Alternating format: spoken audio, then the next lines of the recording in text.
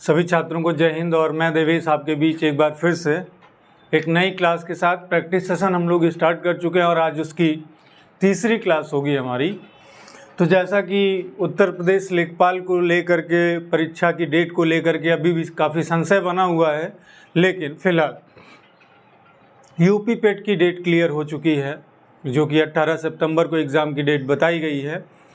तो फिलहाल हम लोग अपनी प्रैक्टिस जारी रखते हैं अपने सिलेबस के अनुरूप, और वही 5 का 50।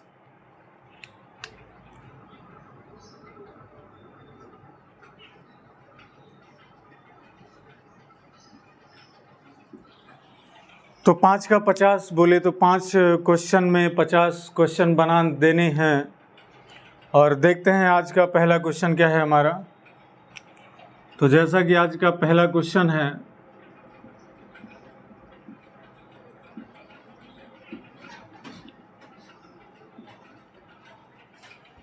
क्वेश्चन नंबर फर्स्ट हमारे सामने लिखा है,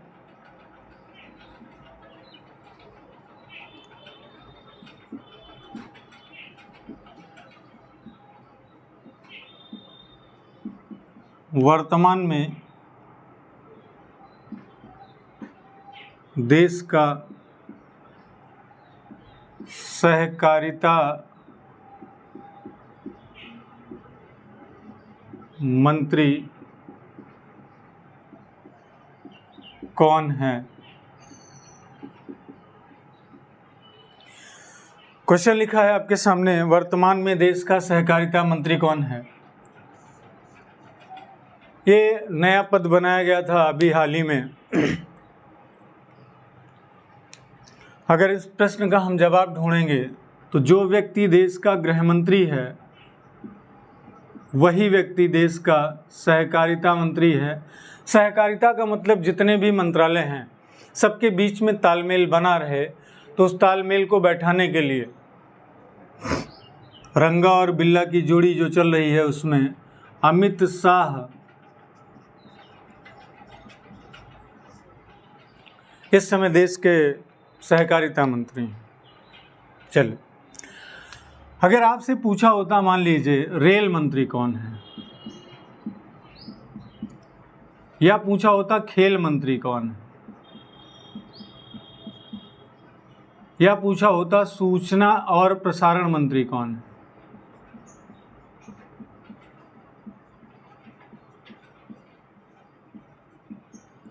या पूछा गया होता वित्त मंत्री कौन है, या पूछा गया होता विदेश मंत्री कौन है,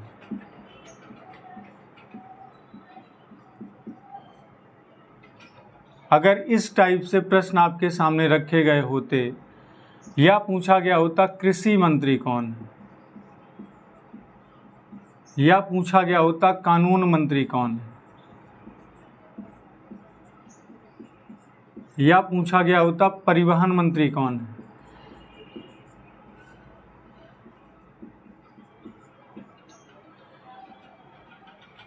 परिवहन मंत्री कौन है, या पूछा गया होता ऊर्जा मंत्री कौन है, या पूछा गया होता जल शक्ति मंत्री कौन है।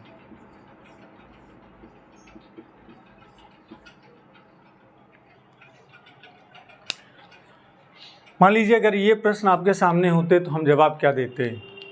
हमने पढ़ा है रेल मंत्री अश्विनी वैष्णव,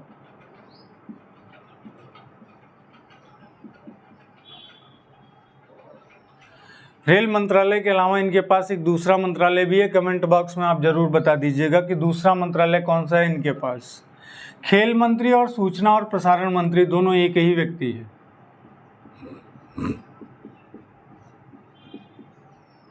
जिनका नाम है अनुराग ठाकुर, पूर्व बीसीसीआई अध्यक्ष, अभी वर्तमान में सौरभ गांगुली हैं। वित्त मंत्री पता है आपको, निर्मला सीतारमण। इसके पहले रक्षा मंत्री थी। विदेश मंत्री सुब्रमण्यम जयशंकर।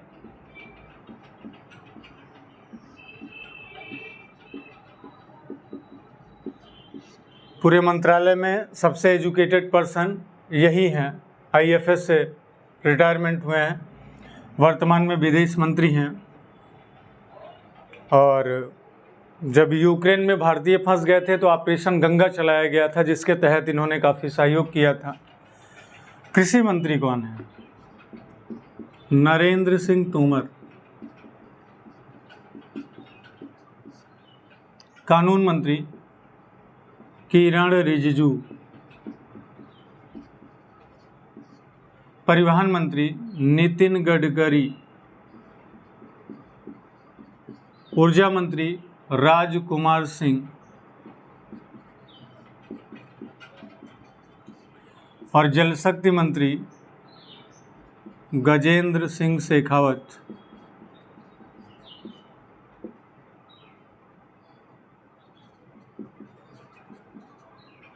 जल पुरुष किसे कहा जाता है? Waterman of India. Waterman of India. तो फिलहाल काउंट नहीं किया मैंने, एक प्रश्न उधर था, 2 3 4 5 6 7 8 9 10 11, एक का 11 भैया। प्रश्न नंबर 1 से 11, तो 1 पे 11 हो गया। चलिए चलते हैं क्वेश्चन नंबर 2 की तरफ। और हमने आपसे कहा who is the Waterman of India? Waterman of India.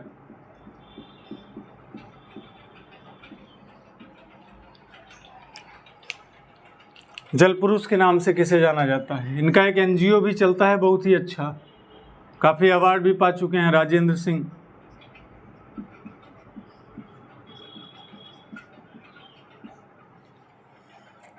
Rajendra Singh. अच्छा, अगर पूछा होता बर्ड मैन ऑफ इंडिया,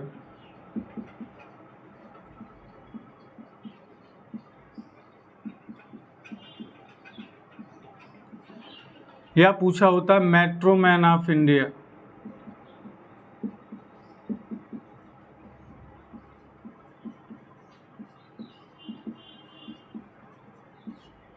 या पूछा होता रॉकेट मैन ऑफ इंडिया,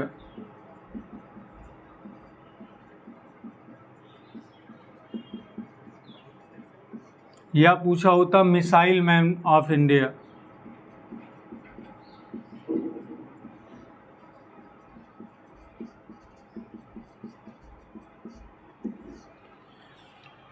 या पूछा होता टाइगर मैन ऑफ इंडिया।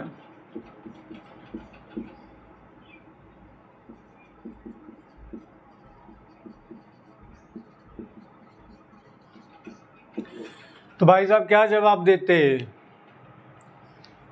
पढ़े तो होंगे ही पहले भी, देखते हैं। Waterman of India Rajendra Singh हैं। Birdman of India Salim Ali. अब 2 बातें आई, इनके नाम से एक अभयारण्य है और इनके नाम से एक राष्ट्रीय उद्यान है।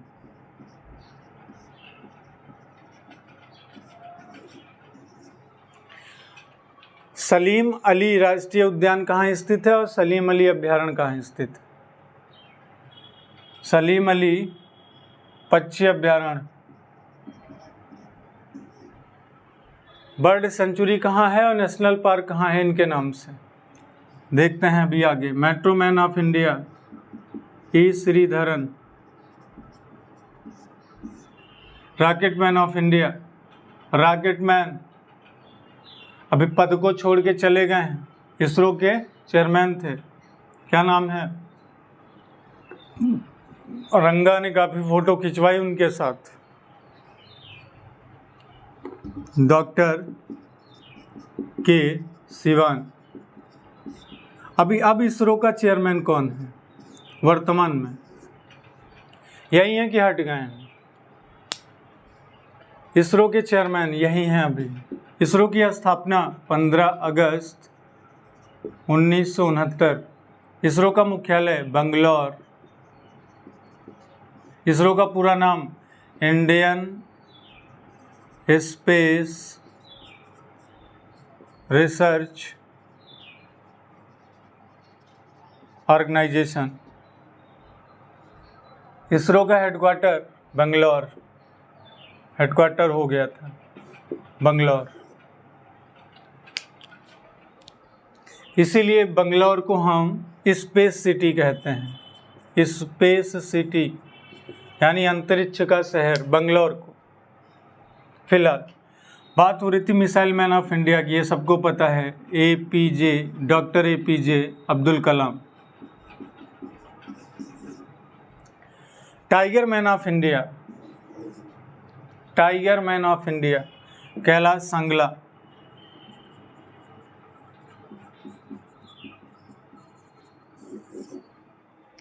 इस प्रकार से प्रश्न आपके सामने पूछे जाते हैं। सलीम अली राष्ट्रीय उद्यान और सलीम अली पक्षी अभ्यारण्य। सलीम अली राष्ट्रीय उद्यान J&K में है और सलीम अली पक्षी अभ्यारण्य गोवा में है। इस बात को ध्यान रखिएगा, ठीक। तो 2 1 का 11, 2 12 13 14 15 16 17 18 19 20 21 22 23। तो 2 में 23, 2 में 23। बढ़ते हैं अगले क्वेश्चन की तरफ।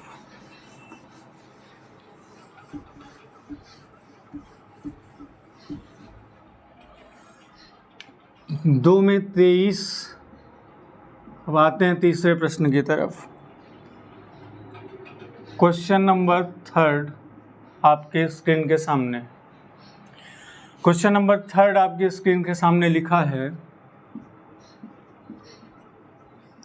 किस गवर्नर जनरल को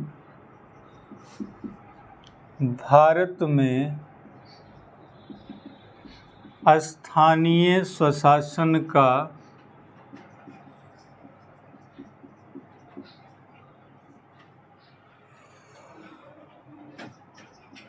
जनक कहा गया या कहा जाता है? बहुत ही अच्छा क्वेश्चन है, काफ़ी परीक्षाओं में पहले भी पूछा जा चुका है। किस गवर्नर जनरल को भारत में लोकल गवर्नेंस, स्थानीय स्वशासन का जनक? आंसर फिलहाल इस प्रश्न का होगा लॉर्ड रिपन। Lord Ripon. काफ़ी प्रश्न और इनसे बनता है जो कि बहुत परीक्षाओं में पूछा गया। लॉर्ड रिपन का पहली बात जो सबसे ज़्यादा पूछा जाता है, 1881 नियमित जनगणना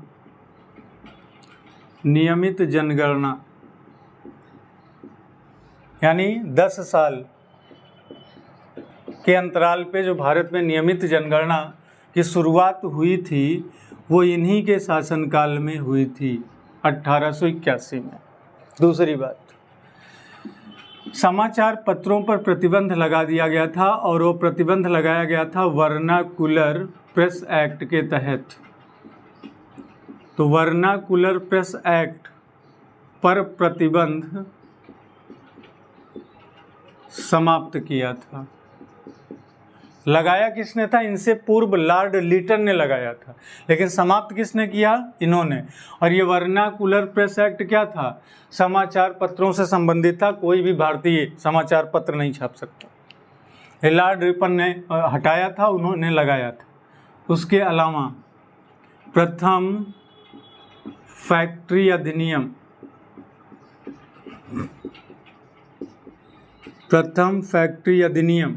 भारत में पहला फैक्ट्री अधिनियम इन्हीं के शासनकाल में आया और यहीं पे 14 वर्ष से कम उम्र के बच्चे को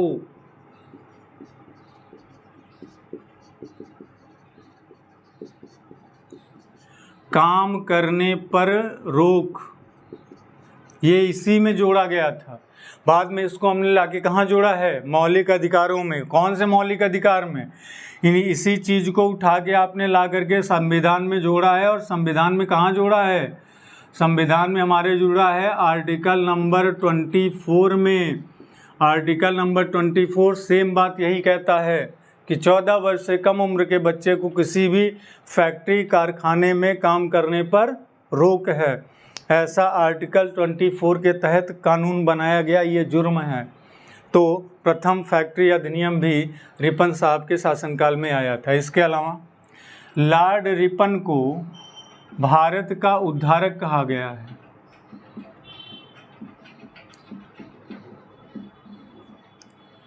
और इनको सबसे अच्छा गवर्नर जनरल का दर्जा दिया गया है, जो भी इतिहासकार थे उनके द्वारा। तो कहा जाता है कि किस गवर्नर जनरल को या किस गवर्नर जनरल का सबसे स्वर्णिम शासनकाल रहा, तो स्वर्णिम शासनकाल लॉर्ड रिपन का रहा। काफ़ी अच्छे कार्य किए थे भारत के लिए इन्होंने। तो इस प्रकार से क्वेश्चन नंबर 3 आपका जुड़ गया आपकी आंखों के सामने। तो तीसरे पे हम कहाँ गए? तीसरे पे अभी आगे बात करते हैं फिलहाल। लेकिन अगर आपके सामने गवर्नर जनरल की बात आई थी तो यहाँ पे कई सारी बातें आ जाती हैं, जैसे डॉक्ट्रिन ऑफ लैप्स, बहुत बार एग्जाम में पूछा गया है। हड़प नीति जिसे हम कहते हैं, डॉक्ट्रिन ऑफ लैप्स यानी हड़प नीति।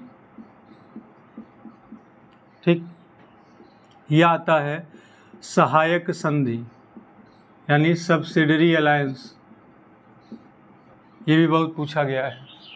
ठीक, यह आता है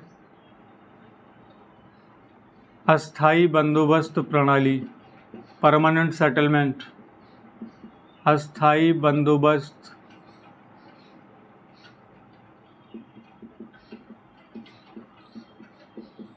प्रणाली। यह आता है सती प्रथा, ये तो कल भी चर्चा हुई थी। अंग्रेजी शिक्षा या बंगाल विभाजन।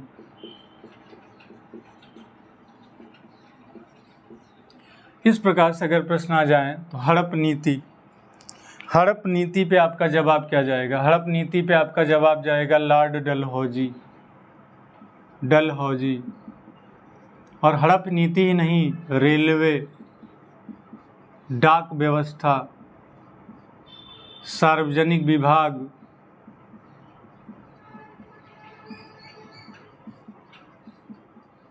पीडब्ल्यूडी,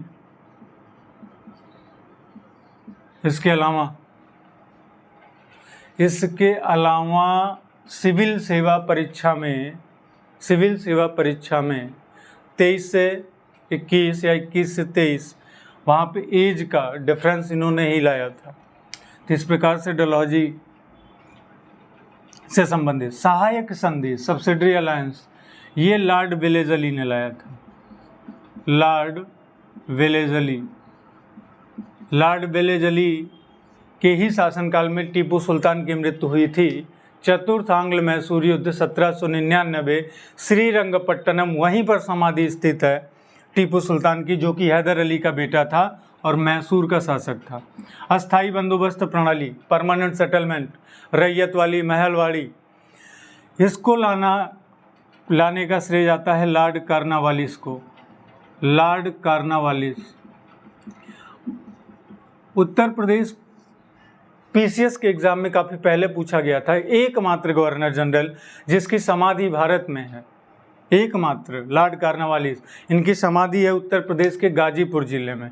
गाजीपुर जिला, गाजीपुर, अफीम, सती प्रथा, अंग्रेजी शिक्षा, ये दोनों बातें कल हम लोगों ने देखी थी। Lord William Bentinck.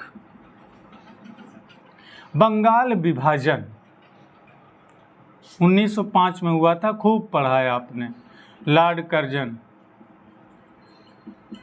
लेकिन अगर कहता बंगाल विभाजन रद्द, तब आप क्या करते? तब 1911 दिल्ली दरबार, और उस समय गवर्नर जनरल था लॉर्ड हार्डिंग सेकेंड, और इन्हीं के शासन में ही दिल्ली भारत की राजधानी बनी। दिल्ली भारत की राजधानी इन्हीं के शासनकाल में बनी थी। तो क्वेश्चन नंबर 3 पे आए थे, 3 में आए, 2 पे 23 गए थे, 23 के बाद इस प्रश्न का तो जवाब आपका हुआ 24। 24 के आगे अगर हम बढ़ते हैं तो 24 के आगे हम बढ़ते हैं तो ये मिला हमको 25, ये मिला 26, ये मिला 27, 27 के बाद ये मिला 28, 28 के बाद इधर आते हैं 29, 29 के बाद 30, 30 के बाद 31, 31 के बाद 32, 32 के बाद 33, 33 के बाद 34, 34 के बाद लॉर्ड हार्डिंग साहब 35, रद्द हुआ 36, राजधानी बनी 37।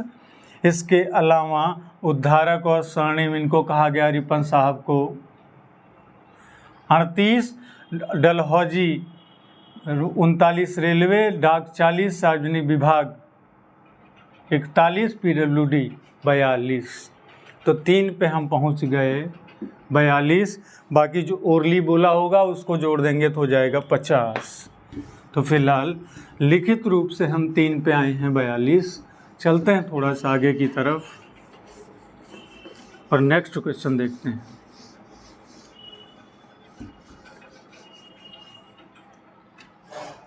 चलिए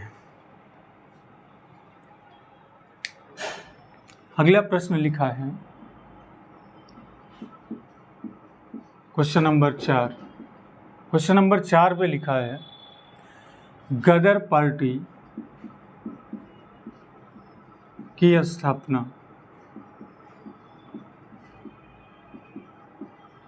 कब हुई थी?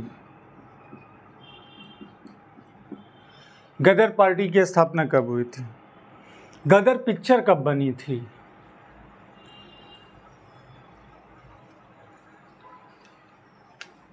गदर पार्टी की स्थापना 1913।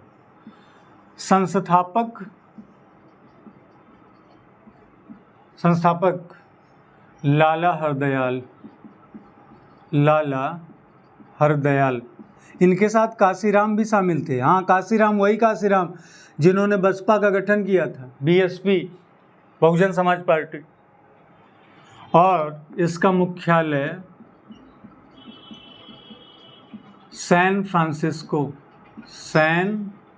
फ्रांसिस्को। ये कहाँ है भैया? USA। इसको हमें लगता है गोल्डन गेट कहा जाता है। हाँ, गोल्डन गेट यही है, सैन फ्रांसिस्को। तो गदर पार्टी की स्थापना 1913 में, संस्थापक ये थे और मुख्यालय ये था। कहाँ से संचालन हो रहा था? USA से। गदर पार्टी पूछा था, मान लीजिए सपोज दैट पूछा होता स्वराज्य पार्टी,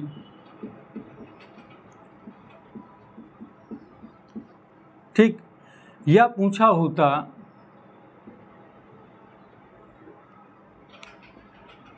स्वराज्य पार्टी ही पूछा था। इसके अलावा अगर पूछा होता होम रूल लीग,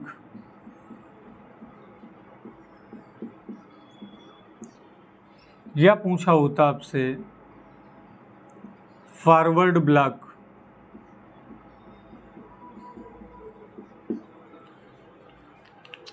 प्रश्न हम लोग ये भी पढ़ चुके हैं। स्वराज्य पार्टी 1923 में स्थापना हुई।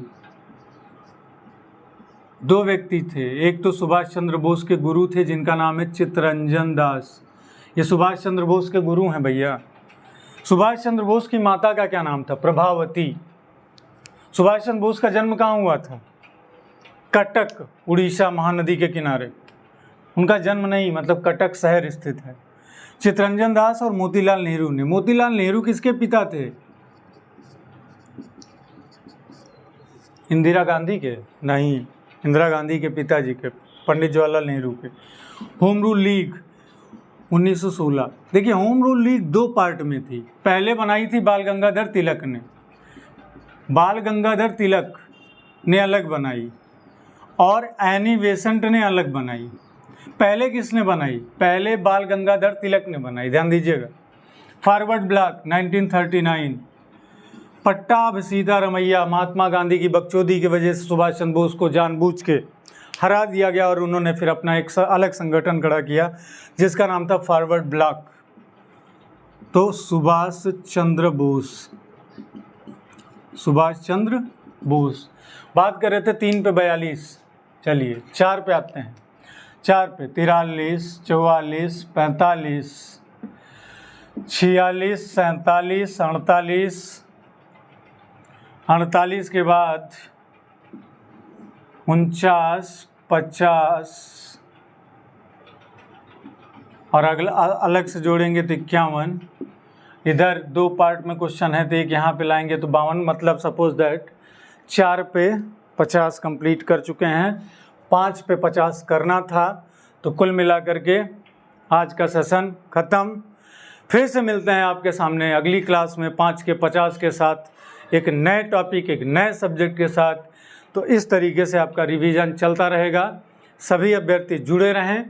आपकी इच्छा है तो पेड क्लास भी ज्वाइन कर सकते हैं, वहाँ भी मैं अपने ग्रुप के माध्यम से ही पूरा वीडियोज़, PDF और हर चीज़ें प्रोवाइड कर रहा हूँ। तो बाकी आपकी इच्छा, अगर आप जुड़ना चाहें तो व्हाट्सएप नंबर पे हमारे लिंक कर सकते हैं 9369822268। ठीक, तो बाकी जय हिंद, जय भारत।